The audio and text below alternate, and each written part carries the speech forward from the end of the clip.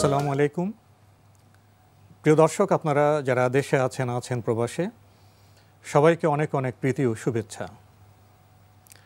শুরু হলো talk show আলোকপাত। আমাদের আজকের বিষয় বান্দার পরিচয়।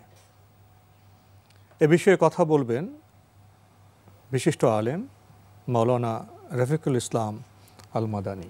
আসসালামু আলাইকুম রহমতুল্লাহি তাআলা ওয়া বারাকাতুহু।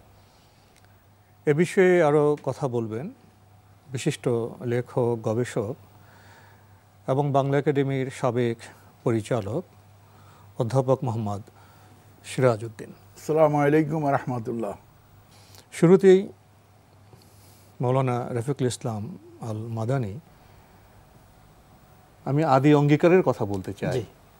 আলমে আরওয়াতে, রুহের জগতে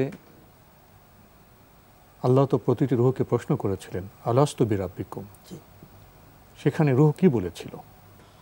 আলহামদুলিল্লাহি রাব্বিল আলামিন ওয়াল আকিবাতু লিল মুত্তাকিন ওয়া উসাল্লি ওয়া উসাল্লিমু আলা সাইয়্যিদিল মুরসালিন ওয়া আলা আলিহি ওয়া আসহাবিহি আজমাইন, আম্মা বাদ।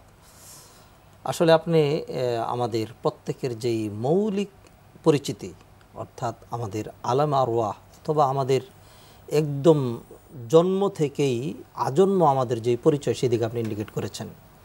আল্লাহ সুবহানাহু ওয়া তাআলা আমাদেরকে এক তো সৃষ্টি করেছেন বান্দা হিসাবে। বান্দার সাথে আমরা যেভাবে উর্দু, ফার্সি, বাংলায় বলে থাকি বান্দা, বন্দিগি, আরবিতে কিন্তু ঠিক এরকমই শব্দ আদ, ইবাদত। এর আদ এবং ইবাদত এর অনুবাদই হলো বান্দা এবং বন্দিগি। তো আল্লাহ সুবহানাহু ওয়া তাআলা আমাদেরকে সৃষ্টি করেছেন, সৃষ্টি মূল থেকেই আমরা আমাদের পিতা, মাতা, পূর্বপুরুষ সবার একটা পরিচিতি, সেটা হলো আমরা বান্দা, আল্লাহর গোলাম। আর লক্ষ্য হলো ইবাদত অথবা বন্দিগি। নবী আকরাম মুহাম্মদ রাসূলুল্লাহ সাল্লাল্লাহু আলাইহি সাল্লাম, যিনি সাইয়্যিদুল মুরসালিন, রাহমাতুল আলামিন, খাতামুন নবিয়্যিন, যিনি কিয়ামতের দিনেও বিশাল মর্যাদার অধিকারী, তিনি তার পরিচয় এভাবে দিচ্ছেন। সাইয়্যিদুল ইস্তিগফারে আমাদেরকে এভাবে শেখাচ্ছেন। তিনি বলছেন, আল্লাহুম্মা আনতা রব্বি লা ইলাহা ইল্লা আনতা খালাকতানি ওয়া আনা আবদুক। হে আল্লাহ, আপনি আমার রব, আপনি ছাড়া আর কোনো ইলাহ নেই। আপনি আমাকে যখন থেকে সৃষ্টি করেছেন তখন থেকেই আমি আপনার বান্দা। এই তো হলো আমাদের সৃষ্টির প্রসঙ্গে। অন্যত্র রাসূল সাল্লাল্লাহু আলাইহি ওয়াসাল্লাম আরেকটি হাদিসের মধ্যে বলছেন, তিনি দোয়াটা এইভাবে করতেন, আল্লাহুম্মা ইন্না আবিদুক বানু ইবাদিক বানু ইমাইক নওয়াসিনা বিয়াদিক। হে আল্লাহ, আমি আপনার গোলাম, আমি আপনার বান্দা। শুধু আমি নই, আমার বাপ দাদা, আমার পূর্বপুরুষগণ, তারা আপনার বান্দা, তারা আপনার গোলাম। শুধু তারা নয়, আমার মাতৃবর্গ, মা, নানি, দাদি যারা আছেন তারাও। অর্থাৎ আমার পরিচয় হলো আমি আপনার গোলাম, গোলামের ঘরের গোলাম। আপনার যেই আমার মা, তিনিও কিন্তু আপনার গোলাম, তার ঘরের। অর্থাৎ আমার বাবা, আমার সবার পরিচয় গোলাম। আল্লাহ সুবহানাহু ওয়া তাআলা আমাদেরকে এইভাবেই সৃষ্টি করে এরপরে তিনি এই পরিচয়টা নিলেন, আলাস্তু বিরাব্বিকুম, আমি কি তোমাদের রব নই? আমাদের তো এটার স্বীকৃতি দেওয়া ছাড়া আর কোনো উপায়ই নেই। আমরা তো বলেছি বালা, হ্যাঁ, আমরা বলেছি যে কালু বালা, হ্যাঁ অবশ্যই আপনি আমাদের রব। তো মূলত মানুষ, আমরা যে যাই হই না কেন, আমাদের মূল পরিচয় এটি, এবং এটি নিয়েই যে আমাদেরকে আমাদের প্রতিটি বিষয়েই এর পরিচয় থাকতে হবে, সেদিকে ইঙ্গিত করে আল্লাহ সুবহানাহু ওয়া তাআলা সূরা ফুরকানে ইরশাদ করছেন, ওয়া ইবাদুর রহমান আল্লাযীনা ইয়ামশুনা আলাল আরদি হাওনা। তারা হলো রহমানের ইবাদ অথবা বান্দা, রহমানের গোলাম তারা, আল্লাযীনা ইয়ামশুনা আলাল আরদি হাওনা, যাদের হাঁটা চলা দেখলেই বোঝা যাবে এটা রাজা বাদশাহী অথবা বড়লোকি অথবা আমিত্বপূর্ণ অথবা গর্বের হাঁটা নয়, তাদের হাঁটাতেও বোঝা যাবে এটা গোলামির হাঁটা, বান্দার হাঁটা, এটা বান্দার হাঁটা, এটা আল্লাহর অনুগত মানুষের হাঁটা। আল্লাহর অনুগত মানুষের হাঁটা। হাঁটা যে একটা পরিচয়, এটার কথা যখন আল্লাহ সুবহানাহু ওয়া তাআলা কোরআনে এক স্থানে নয়, দুই স্থানে নয়, বিভিন্ন স্থানে তুলে ধরলেন, তার মানে হলো হাঁটা থেকে শুরু করে অন্যান্য মেজর ম্যাটার যা রয়েছে সবখানেই আমাদের বাস্তব একটা পরিচয় থাকতে হবে। সেই পরিচয়টা হলো আমি আল্লাহর বান্দা। আপনার কথার সূত্র ধরে আমরা একটু অগ্রসর হতে চাইব অধ্যাপক মোহাম্মদ সিরাজউদ্দিন আপনার কাছে। আলোচনার শুরুতে সৃষ্টিতত্ত্ব সম্পর্কে স্পর্শ করেছেন, কিছু কথা বলেছেন। রুহের জগতে একটা অঙ্গীকার আমাদের থেকে নেওয়া হয়েছে। কে নিয়েছেন? স্রষ্টা। আমরা স্বীকার করেছি যে মহান স্রষ্টা আমাদের রব, তিনি আমাদের পালনকর্তা, তিনি আমাদের প্রভু। এরপর তো আমরা পৃথিবীতে আসলাম। এখন পৃথিবীতে নানা অঞ্চল হয়েছে, আমরা নানাভাবে চিহ্নিত হচ্ছি, পরিচিত হচ্ছি। আমরা কেউ মুসলিম, কেউ হিন্দু, কেউ খ্রিস্টান, কেউ বৌদ্ধ, কেউ নাস্তিক, এবং অঞ্চল বিশেষে আমাদের কেউ উত্তরের, কেউ দক্ষিণের, কেউ শ্বেতাঙ্গ, কেউ কৃষ্ণাঙ্গ, এই নানাভাবে নানা পরিচয়ে আমরা চিহ্নিত হচ্ছি, পরিচিত হচ্ছি। এবং দেখা যায় পৃথিবীর বিভিন্ন অঞ্চলে, বিভিন্ন প্রান্তে মানুষ তো আচরণ করে, ঘরে আচরণ করে, সমাজে আচরণ করে, রাষ্ট্রে আচরণ করে, বৈশ্বিক পরিমণ্ডলে, আন্তর্জাতিক সংস্থায়ও আচরণ করে। মানুষ নিজের সাথে নিজে আচরণ করে, মানুষের সাথে মানুষ আচরণ করে, প্রকৃতির সাথে মানুষ আচরণ করে। এই যে আমাদের জীবনযাপনের পরিমণ্ডল, বিচিত্র সম্পর্ক সূত্র, এখানে আমরা যে আদি অঙ্গীকার করে এসেছি সেটা কতটা প্রতিভাত হচ্ছে, সেটা কতটা এখানে আচরিত হচ্ছে? না, এটা একটা গুরুত্বপূর্ণ প্রশ্ন যে আমাদের সমাজে, রাষ্ট্রে এবং আমাদের পারিবারিক জীবনে আমরা বিচিত্র সম্পর্কের সাথে সম্পর্কিত হই। সেখানে আমাদের একজন বান্দার কাঙ্ক্ষিত বা বাঞ্ছিত আচরণ কী হবে, এটা একটা গুরুত্বপূর্ণ প্রশ্ন। এ কারণে আদম আলাইহিস সালাম এবং মা হাওয়া আলাইহিস সালামকে যখন পৃথিবীতে পাঠালেন খেলাফত এবং ইবাদত দায়িত্ব পালন করার জন্য, তখন আল্লাহ তাদের জানিয়ে দিলেন, তোমরা পৃথিবীতে যাও, আমার ইনস্ট্রাকশন তোমাদের কাছে পৌঁছে যাবে, এবং যারা আমার নীতিমালা মেনে চলবে তাদের কোনো চিন্তার কোনো কারণ নেই। তারা এই যে জান্নাত তোমরা দেখে গেলে, সেই জান্নাতে তারা ফিরে আসবে, সেটা তোমাদের আসল জায়গা। কিন্তু আল্লাযীনা কাফারু ওয়া কাযযাবু বিআয়াতিনা, কিন্তু যারা আমার ফরমানকে, আমার নির্দেশকে মিথ্যা মনে করবে, হঠকারী আচরণ করবে, তারা কিন্তু অনন্তকাল তারা শাস্তি ভোগ করবে। এর অর্থ হচ্ছে, আপনি যে প্রয়োজনের কথা বললেন, যিনি আমাদেরকে সৃষ্টি করেছেন, যিনি পৃথিবীতে বসতি স্থাপন করতে দিয়েছেন, তিনি আমাদের প্রয়োজনের কথা জানেন।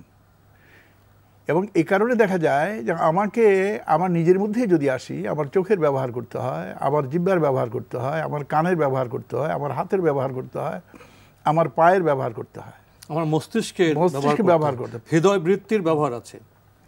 প্রত্যেকটি অঙ্গ ধরে ধরে হাদিস এবং কোরআনে আলোচনা করা হয়েছে, এবং প্রত্যেকটি অঙ্গ প্রত্যঙ্গের জবাবদিহিতার কথা বলা হয়েছে, এবং প্রত্যেকটির সঠিক ব্যবহারের ব্যাপারে দিক নির্দেশনা দেওয়া হয়েছে বান্দা হিসাবে। এবং যে আব্দুহু আর রাসূল, রাসূল ইসলাম আল্লাহর দাস, বান্দা, গোলাম, বান্দা, এবং তিনি রাসূল, বার্তাবাহক। আমরা রসুল নয়, কিন্তু রাসূল ইসলাম যেহেতু আমাদের মতো একজন বান্দা, অর্থাৎ বন্দিগি তাকে করতে হয় যেমন আমরা বন্দি করতে হয়, কিন্তু বৈশিষ্ট্য তিনি রাসূল, কিন্তু বন্দিগির শ্রেষ্ঠ মডেল হলেন তিনি। এই বিচিত্র সম্পর্কে আমাদের কি করণীয়, সেই কথাগুলো তিনি বলে গিয়েছেন, শ্রেষ্ঠ বান্দা তিনি। হ্যাঁ, এখন যদি আমরা যাকে আপনি একটু আলোচনা যেটা বললেন, যাকে আমি বৌদ্ধ ধর্মাবলম্বী বলছি, যাকে হিন্দু বলছি, যাকে খ্রিস্টান বলছি, তারও কিন্তু স্রষ্টা আল্লাহ। তিনিও কিন্তু রুহের জগতে আল্লাহর সাথে অঙ্গীকার করেছেন। এখন এখন উপাসনা ভিন্ন হয়ে গেছে, আমার ভিন্ন হয়ে গেছে, প্রত্যেকের স্রষ্টা এক। তাহলে আমার সাথে তার পার্থক্য কি এই যে আমি মুসলমানের ঘরে জন্মগ্রহণ করেছি, তিনি হিন্দুর ঘরে জন্মগ্রহণ করেছেন? শুধু কি পার্থক্য এই কারণে যে তিনি ইহুদি এবং খ্রিস্টান ঘরে জন্মগ্রহণ করেছেন, আমি মুসলমানের ঘরে জন্মগ্রহণ করেছি? এই জন্ম লাভটা কি যথেষ্ট? এরপর কি আমার কোনো কাজ নেই? প্রকৃত পার্থক্য তো হবে আচরণে। পার্থক্য হয়ে যাচ্ছে যখন আজান দেয়, তখন বিচার করা হচ্ছে যে আমি কোথায় যাচ্ছি, এর জবাবে আমি কি আচরণ করছি। আমি নামাজে গিয়ে, সালাতে গিয়ে যে অঙ্গীকার করে আসছি, যা পাঠ করে আসছি, বের হয়ে এসে সেই অঙ্গীকার কতটুকু পালন করছি? যে তাসবিহ বলছি, বের হয়ে এসে আমি গৃহে, সমাজে, ব্যবসায় সেটা কি পালন করছি? প্রশ্ন হচ্ছে, আমি যে অঙ্গীকার করে আমি কোরআন তেলাওয়াত করছি, আমরা অনেকেই কোরআন তেলাওয়াত করি, কিন্তু অনেকেই কোরআন বুঝি না। অনেকেই কোরআন তেলাওয়াত করি, কিন্তু তেলাওয়াতকারীদের অনেকেই কিন্তু কোরআন মানে না। কোরআন অনেকেই তেলাওয়াত করে, কিন্তু কোরআনের আংশিক নির্দেশগুলো মানে, আংশিক নির্দেশগুলোকে মানে না বা অস্বীকার করে। মসজিদে আমি বান্দা, কোরআন তেলাওয়াতকালে আমার চোখ দিয়ে পানি বেরোয়, সেখানে আমি বান্দা, কিন্তু এর বাইরে গেলে আমি বান্দা থাকি না। এটা কি তার স্ববিরোধী আচরণ নয়? এই কারণে আমাদের প্রত্যেকের প্রয়োজন হচ্ছে, আমার আলিয়া মাদ্রাসা থেকে অথবা কামি মাদ্রাসা থেকে বড় ডিগ্রি নিতে হবে, আমার এটা বড় প্রয়োজন না। সবচেয়ে বড় জন হলো একজন বান্দা বন্দিগি করার জন্য যে জ্ঞানটি তার জন্য অপরিহার্য, কোরআনের যতটুকু জ্ঞান লাভ করা তার জন্য অপরিহার্য, হাদিসের যতটুকু জ্ঞান লাভ করা অপরিহার্য, সে জ্ঞানটুকু তার লাগে। আমি যদি ব্যবসা না করি, ব্যবসা সম্পর্কিত কোরআন হাদিসের বিষয়গুলো আমার না জানলেও চলবে। যদি আমি ব্যবসায়ী হই, আমি বিয়ে যদি না করি, তাহলে আমি বিয়ে সংক্রান্ত যে আইন কানুনগুলো সেগুলো আমার ওইভাবে একজন বিবাহিত লোকের মতো না জানলেও চলবে। যদি আমি বিয়ে করে থাকি, সেক্ষেত্রে স্বামী হোক বা স্ত্রী হোক, দাম্পত্য জীবনের যে শর্তগুলো, যদি তার থেকে যদি আমি মধু আহরণ করতে চাই, তাহলে সেই জিনিসগুলো জানতে হবে। আমি যদি পিতা না হয়ে থাকি কোনো সমস্যা নাই। যদি আমি পিতা হয়ে থাকি, যে সন্তান আমার ঘরের জন্ম নিয়েছে, সেই সন্তান আর একজন কাফের মুশরিকের ঘরে জন্মগ্রহণকারী সন্তানের মধ্যে যে পার্থক্যটা, এই পার্থক্য সৃষ্টি করার জন্য সন্তান জন্মলাভের আগেই সে প্রেয়ারটা আল্লাহর দরবারে দিতে হবে। আমি কেমন সন্তান চাই, আমার সন্তান প্রকৃত বান্দা হবে কিনা, এবং সন্তান জন্মগ্রহণ করে নবজাগতিকের কানে আজান দিয়ে প্রথমে সূচনা করতে হবে, ওই বার্তাটা দিতে হবে যার সাথে সে চুক্তি করে এসেছে। এবং ওর যতই বয়স বাড়তে শুরু করবে, ততই কিন্তু তাকে ইমানের আলোয় এবং ইমানের জ্ঞানে তাকে সজ্জিত করতে হবে। যদি সেটা যদি পিতামাতা যদি না করেন, সেই জন্য তাদেরকে, এই জন্য আল্লাহ পাক দায়িত্ব দিয়েছেন যাতে তাদেরকে একজন বান্দা বা মান্দি হিসাবে তারা গড়ে তোলেন। সেজন্য হচ্ছে তুমি তোমার আহালদেরকে, তোমার পরিবারের সদস্য জাহান্নামের আগুন থেকে বাঁচাও।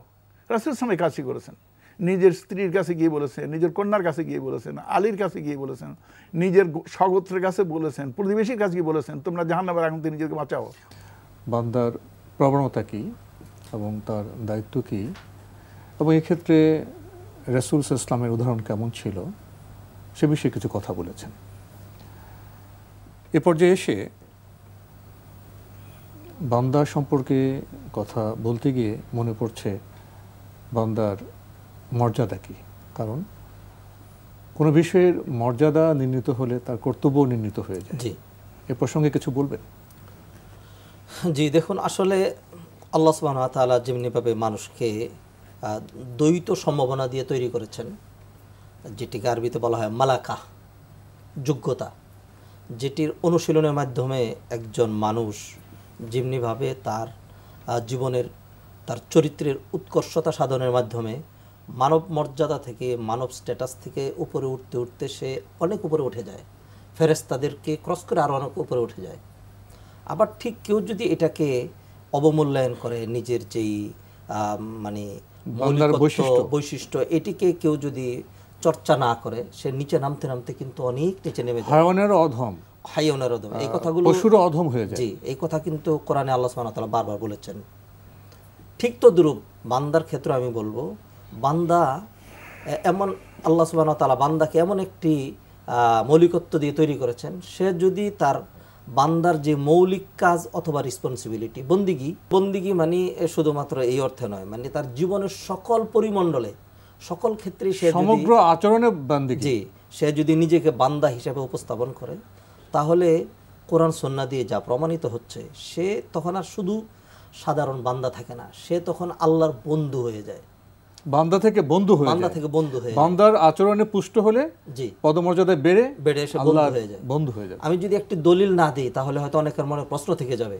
সেই জন্য আমি কোরআন থেকে একটি দলিল পেশ করছি। আল্লাহ সুবহানাহু ওয়া তাআলা বলছেন, আলা ইন্না আউলিয়া আল্লাহি লা খাউফুন আলাইহিম ওয়া লা হুম ইয়াহজানুন, যারা আল্লাহর বন্ধু তাদের ভয় নেই, দুশ্চিন্তার কোনো কারণ নেই। এরপর আল্লাহ বলে দিলেন কারা বন্ধু হয়, আল্লাযীনা আমানু, এক নাম্বার যারা ঈমান নিয়ে আসে, যারা মুমিন হয়, ওয়াকানু ইয়াত্তাকুন, এবং যারা তাকওয়া অবলম্বন করে চলে। এই দুটোর ব্যাখ্যা যদি আমরা করার সুযোগ পেতাম, তাহলে দেখা যেত যে জীবনের প্রতিটি ক্ষেত্রে ঈমান, আল্লাহ ভীতি। আমি যখন ব্যবসা করতে যাচ্ছি, তখন মনের ভিতরে একটি ভয়, আল্লাহ তো দেখছেন, সে হয়তো বুঝতে পারছে না, মাপে যে আমি কম দিয়ে দিচ্ছি। তখন এই যে ব্যবসা করতে গেলে আমাকে বান্দা হিসেবে ব্যবসা করতে হবে। জি, এই জন্য বলছিলাম শুধু ব্যবসায়ী হিসেবে নয়, জীবনের প্রতিটি পরিমণ্ডলে। এবং আমরা আরও দেখব যে এইভাবে যারা নাকি নিজেদের জীবনকে চরম উৎকর্ষতা সাধন করেছেন, আল্লাহ যেমনিভাবে তাদেরকে বন্ধু বানিয়েছেন, পাশাপাশি কোরআনে আল্লাহ সুবহানাহু ওয়া তাআলা আরও মর্যাদাশীল যারা ছিলেন, তাদেরকে কিন্তু আল্লাহ সুবহানাহু ওয়া তাআলা অন্য কোনো কোয়ালিফিকেশন অথবা অন্য কোনো গুণে তাদেরকে গুণান্বিত না করে এই আব্দ অথবা বান্দার গুণে বিভূষিত করেছেন। যেমন দেখুন, হযরত ঈসা আলাইহিস সালামের জন্মটাই ছিল মুআজিজার মতো। জন্মসূত্রে তিনি পিতা ছাড়া মাতৃগর্ভে ব্যতিক্রমভাবে জন্মগ্রহণ করলেন। যখন কাফেররা তাকে মানে তার মাকে বিভিন্ন রকম প্রশ্ন করতে শুরু করলো, আল্লাহ যখন তার জবান খুলে দিলেন, তখন তিনি তার প্রথম যে পরিচয়টি তুলে ধরেছিলেন, তিনি বলেছিলেন কালা ইন্নী আব্দুল্লাহ, আমি হলাম আল্লাহর বান্দা, আমি আল্লাহর গোলাম। সেই আদি অঙ্গীকারের কথা। জি, আমি আল্লাহর বান্দা। এরপরে তিনি বলেছেন আল্লাহ আমাকে কিতাব দিয়েছেন, নবী বানিয়েছেন, এগুলো পরের কথা। আল্লাহ সুবহানাহু ওয়া তাআলা নবী মুহাম্মদ রাসূলুল্লাহ সাল্লাল্লাহু আলাইহি সাল্লাম তাকে কোরআনে কখনো মুজাম্মিল, কখনো মুদ্দাসসির, কখনো ইয়াসিন, কখনো তহা, কখনো নবী, কখনো রসুল বলেছেন। কিন্তু যেদিন তিনি মেয়ারাজে ঊর্ধ্ব গগনে আল্লাহ সুবহানাহু ওয়া তাআলা যতটুকু চেয়েছেন নিয়ে গেলেন, এত উপরে, সেদিন কিন্তু আল্লাহ সুবহানাহু ওয়া তাআলা এইগুলো ব্যবহার করেননি। আল্লাহ বললেন সুবহানাল্লাযী আসরা বিআবদিহি, আল্লাহ দেখিয়ে দিলেন একজন মানুষ যত উপরে উঠবে তখন তার পরিচয় থাকবে সে আল্লাহর বান্দা। কেন আল্লাহ এটি করলেন? যাতে আমরা যখন কোনো সংস্থার প্রধান হব, আমরা যদি কোনো রাষ্ট্রের প্রধানমন্ত্রী, প্রেসিডেন্ট হই, আমরা যদি কোনো প্রতিষ্ঠানের দায়িত্বশীল হই, তখন যেন আমাদের মনে থাকে সাইয়্যিদুল মুরসালিন, যিনি মুসলমানদের নয় শুধুমাত্র সকল মানুষের নেতা। আর যারা এটাকে বাদ দিয়ে নিজেদের মন গড়া খেয়াল খুশি মতো নিজেকে মনে করে নিজের প্রভু হয়ে যায়, নিজেই মানুষের প্রভু হয়ে যায়, বান্দা না হয়ে, এরকম আল্লাহ সুবহানাহু ওয়া তাআলা কিন্তু তাদেরকে লাঞ্ছিত করে দেন। নবী সাল্লাল্লাহু আলাইহি ওয়াসাল্লামের জন্য হাদিসে বলছেন মান তাওয়াদা লিল্লাহি রাফাআহুল্লাহ, যে বিনয়ী হয় আল্লাহ তাকে উপরে উঠিয়ে দেয়। আর অন্য হাদিসে বলেছেন যে নাকি অহংকারী হয় আল্লাহ তাকে লাঞ্ছিত করে দেয়। বিনয় কখন হবে? মানুষ যখন নিজেকে বান্দা বিবেচনা করবে তখন তো বিনয় হবে। জি জি জি, এটাই তো বিনয়ের প্রশ্ন। তো অন্য একটি প্রসঙ্গে যেতে চাইব। আমরা আলোচনায় এটা জানলাম, মানুষ যখন বান্দা হিসেবে জীবনযাপন করবে তখন সে বিনয়ী হবে, কল্যাণকবি হবে, দায়িত্বশীল হবে, এবং তার আচরণে শুধু মানুষ নয়, প্রকৃতি জগৎ, পশু পাখিও উপকৃত হবে। তাহলে বর্তমান বিশ্ব ব্যবস্থায়, বর্তমান সময়ে বান্দার চিত্রটা কেমন? না, বান্দার চিত্র হচ্ছে আমরা যারা বান্দা তারা আমরা ভাবতে শুরু করেছি এই পৃথিবীতে বোধহয় আমি অনেকদিন থাকবো, আমি অনেকদিন পৃথিবীকে শাসন করব, বা আমি বোধহয় প্রভু, আমি প্রভু। আমি আমার নিজের ব্যাপারে যেরকম ভাবি, পরিবারও সে ধরনের আচরণ করি, সমাজও সে ধরনের আচরণ করি, রাষ্ট্রও সে ধরনের আচরণ করি। কিন্তু আমি এটা ভুলে যাই আমি শুধু একদিকে তো আমি বান্দা, আরেকদিকে কিন্তু আল্লাহর প্রতিনিধি। আমি উনি যে একটু আগে যে কথাটা বললেন, বান্দার শুধু বান্দা থাকে না, বান্দার যে মর্যাদায় উন্নীত হয় সেটা আমরা দেখেছি। ওমর ইবনে খাত্তাব রাদিয়াল্লাহু আনহু তিনি তো একজন আরবের সমকালীন সমাজের জাহেলিয়াতের একজন মাস্তান ছিলেন, কিন্তু তিনি হলেন ফারুক আজম। পৃথিবীকে আরেকজন ওমরকে উপহার দিতে পারবে? আবু বকর সিদ্দিক রাদিয়াল্লাহু আনহু একজন কাপড়ের ব্যবসায়ী ছিলেন, হয়তো মক্কার একটা সীমাবদ্ধ পরিবেশে উনি হয়তো একজন ধনী লোক ছিলেন, উনি হয়েছেন সিদ্দিক আজম। তামাম পৃথিবী কি আরেকজন সিদ্দিককে এরকম উপহার দিতে পারবে? ইসলাম দিতে পেরেছে। আলী রাদিয়াল্লাহু আনহুকে ইসলাম পেয়েছে একজন কিশোর হিসাবে, সেই কিশোর হয়ে গেলেন জ্ঞানের দ্বার। খালিদ বিন ওয়ালিদ রাদিয়াল্লাহু আনহু হয়ে গেলেন আল্লাহর তলোয়ার, সাইফুল্লাহ দিগ্বিজয়ী বীরে পরিণত হলেন। এখন এই সব কিছু সম্ভব হয়েছে তারা নিজেদেরকে গোলাম ভেবেছেন। এখন আমাদের স্ট্যাটাসটা কিন্তু আমরা নষ্ট করছি। যেমন আমরা এখন এখানে বসে আছি বা যারা কথা শুনছেন, প্রত্যেকের সাথে কিন্তু ফেরেশতা ডিউটিরত আছেন। যারা সন্ধ্যায় এসেছেন তারা ফজর নামাজের আগে কিন্তু তারা বিদায় নিচ্ছেন, ফজর নামাজের সময় যারা আসছেন তারা সন্ধ্যার আগে বিদায় নিচ্ছেন। কত বড় মর্যাদা আমাদের, ফেরেশতারা আমাদের মধ্যে ডিউটি করছে। আমাদের উচিত হবে তারা যে রিপোর্ট আল্লাহ দরবারে পেশ করছেন সেখানে যেন আমাদের সম্পর্কে কোনো খারাপ রিপোর্ট যেন আল্লাহ দরবারে, রিপোর্টটা যেন বান্দাসম্মত হয়, বান্দাসম্মত যেন হয়। কিন্তু আমরা তো ভুলে যাচ্ছি। আমরা মনে করছি যে আমাদের যে বন্দিগি যেটা, এটা হলো খণ্ডকালীন, এটা সামগ্রিক ইবাদতের কথা আমরা মনে করছি না। কিন্তু রাসূল সাল্লাল্লাহু আলাইহি ওয়াসাল্লাম এটা দেখিয়েছেন যে একজন বান্দা তিনি সর্বোচ্চ আসনে বসে, এমনকি তিনি যখন মিরাজে যখন গিয়েছেন, একটু আগে উনি যেটা বললেন, তিনি যখন বান্দা হিসাবে গিয়েছেন। আচ্ছা, বান্দার এই যে পরিচয়টা আমাদের ধারণ করতে হবে সমগ্র জীবনব্যাপী। অধ্যাপক মোহাম্মদ সিরাজউদ্দিন, আপনি কষ্ট করে আমাদের স্টুডিওতে এসেছেন, সময় দিয়েছেন, সেজন্য আপনাকে অনেক ধন্যবাদ। আপনাকেও ধন্যবাদ যে আপনি কষ্ট করে এই বিষয়গুলো নির্বাচন করেছেন, আমাদেরকে বলতে দিয়েছেন। মাওলানা রফিকুল ইসলাম আল মাদানী, আপনি কষ্ট করে আমাদের স্টুডিওতে এসেছেন, সময় দিয়েছেন, সেজন্য আপনাকে অনেক ধন্যবাদ। আপনাকে এনটিভির পরিবার এবং সকল দর্শককে অনেক ধন্যবাদ। প্রিয় দর্শক, আলোকপাত অনুষ্ঠানে আমাদের আজকের বিষয় ছিল বান্দার পরিচয়। বান্দার পরিচয়ে যদি আমরা উদ্ভাসিত হতে পারি তাহলে আমাদের গৃহ সুন্দর হবে, সমাজ সুন্দর হবে, রাষ্ট্র সুন্দর হবে এবং বিশ্ব হবে একটি শান্তির ছোট্ট গ্রহ। আসুন সেই চেতনায় আমরা এগিয়ে যাই। প্রিয় দর্শক, আপনারা আমাদের অনুষ্ঠানে এনটিভি অনলাইনেও দেখতে পারবেন। ভিজিট করুন www.ntvbd.com। দর্শক, আপনারা সবাই নিরাপদে থাকুন, থাকুন শান্তিতে। আসসালামু আলাইকুম।